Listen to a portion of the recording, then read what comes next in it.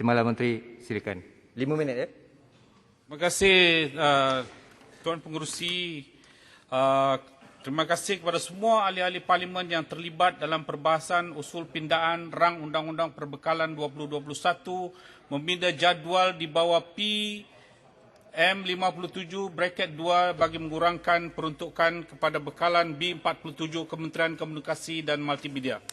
Bagi pihak kerajaan, saya dengan rendah hati memohon persetujuan dan sokongan daripada ahli-ahli yang berhormat di Dewan Yang Mulia ini untuk meluluskan bajet Jabatan Komunikasi Komuniti ataupun yang dikenali sebelum ini sebagai JASA, iaitu sebuah agensi yang telah JECOM yang telah dijenamakan semula daripada agensi asal ataupun Jabatan Hal Ehwal Khas ataupun JASA. Jika mengambil kira daripada permohonan asal yang telah dibuat oleh kementerian berjumlah 128 juta melibatkan 948 orang kaki tangan dan diperakukan oleh Kementerian Keuangan sebanyak 85.5 juta bagi 500 kaki tangan kontrak. Pengurangan yang saya bentangkan hari ini iaitu sebanyak 40.5 juta adalah pengurangan yang cukup besar, iaitu pengurangan sebanyak 45 juta. Saya ingin menarik perhatian ahli-ahli yang berhormat sekalian.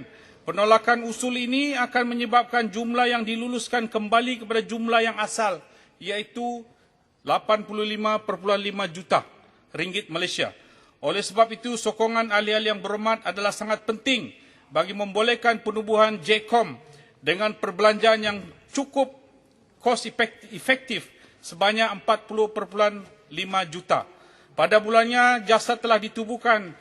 Sejarah jasa telah ditubuhkan pada tahun 1959 atas nama bagian Hal Ehwal Khas dan telah dijenamakan semula pada tahun 2004 dengan nama jasa dan telah dibubarkan pada tahun 2018 oleh Kerajaan Pakatan Harapan melalui mesyuarat Jemaah Menteri yang telah dibuat pada ketika itu dan digantikan dengan satu inisiatif Komuniti Harapan Malaysia oleh Menteri pada ketika itu. Penjelasan. Bagaimanapun Kerajaan Perikatan Nasional pada 25 Mac Penjelasan. 2020 di bawah pengawasan telah menubuhkan jasa dengan di bawah Kementerian Komunikasi dan Multimedia.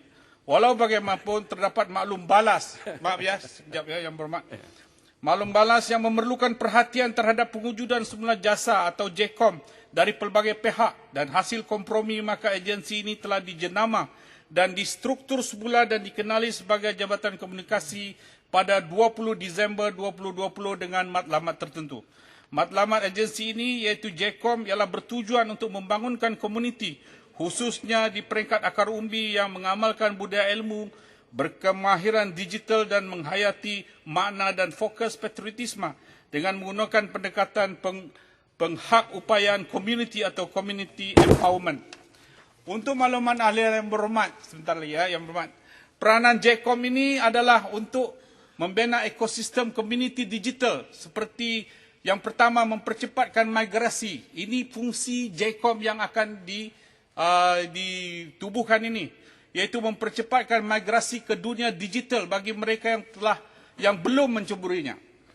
Yang kedua, meningkatkan kemahiran digital bagi mereka yang telah mencuburinya. Yang ketiga, meningkatkan pencapaian digital bagi mereka yang telah memiliki kemahiran. Yang keempat, melonjakkan dengan sepenuhnya bakat-bakat tempatan.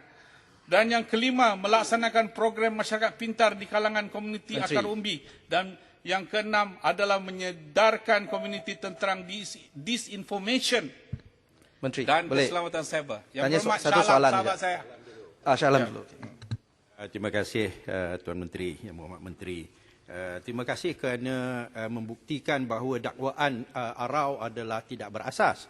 Kerana dia menyatakan bahawa tak ada jasa, maka perang Iraq dulu telah menimbulkan banyak kekeliruan. Sedangkan Yang Berhormat Timbalan Menteri tadi menjelaskan bahawa pada ketika itu jasa telah pun ada, dah lama dah ditubuhkan dan hanya dinamakan sebagai jasa penjenamaan baru pada 2004. Maka hujah Arau tu saya minta ditarik baliklah kerana mengelirukan Dewan. Yang kedua, saya ucapkan tahniahlah kepada Yang Berhormat Menteri yang banyak mereka macam-macam punya alasan untuk mewujudkan jasa. Ya, sedangkan kita semua tahu yang soal nak buat digital punya community lah, apalah, bukan dalam tugasan jasa. Jasa yang diberikan di dalam sini, penjelasannya adalah untuk nak ada hubungan dengan komuniti di antara kerajaan dengan rakyat. Itu peranan jasa, nak menjalankan propaganda kerajaan yang mereka rasa, kerajaan rasa Jabatan Penerangan tak efektif. RTM tak efektif. Semua pegawai-pegawai penerangan semua tak efektif. Kerana mereka bukan anggota parti. Jasa telah memperuntukkan Tanya soalan sebagai bawah perkhidmatan, bekalan perkhidmatan. It will be outsourced to cyber Cikgu Shah Alam ke? UMNO. Salam. Boleh Salam ni yang tak faham. Salam. Salam ni dia tak faham. Beza dengan bersemuka dengan siaran. Timbalan Menteri, Ini tak faham. sekali-sekali sama, lebih kurang sama. Ya. Saya cuma nak tanya Timbalan Menteri, kami memang fahamlah apa yang dikatakan fungsi jasa. Tapi kami ada saya ada satu soalan. Kalau faham bagus. Ya. Adakah nak pewujudan semula jasa ini bermaksud kerajaan rasa jabatan-jabatan ataupun agensi-agensi yang sedia ada ini tidak dapat menjalankan tugas mereka? Adakah ini satu penghinaan kepada penjawat awam sekarang? Ya, macam rukun tetangga.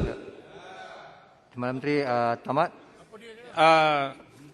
Tuan Pengerusi, ingin saya nyatakan di sini bahawa matlamat yang telah ditentukan bagi jabatan yang baru ini yang telah dijenamakan semula, iaitu daripada jasa kepada JECOM, sebenarnya adalah berlandaskan kepada Perlembagaan Persekutuan dan Rukun Negara sebagai teras utama, iaitu matlamat utama JECOM adalah untuk membangunkan komuniti, khususnya di peringkat akar umbi yang mengamalkan budaya ilmu, berkemahiran digital, yang iaitu merupakan satu era baru yang terdapat di dalam negara kita dan di dunia global hari ini, dan menghayati makna dan fokus patriotisme dengan menggunakan pendekatan penghakupayaan komuniti ataupun community empowerment. Dalam arti kata sebenar, peranan JECOM adalah untuk membina dan mengukuhkan ekosistem komuniti digital. Yang Berhormat bangkitkan tadi bahawa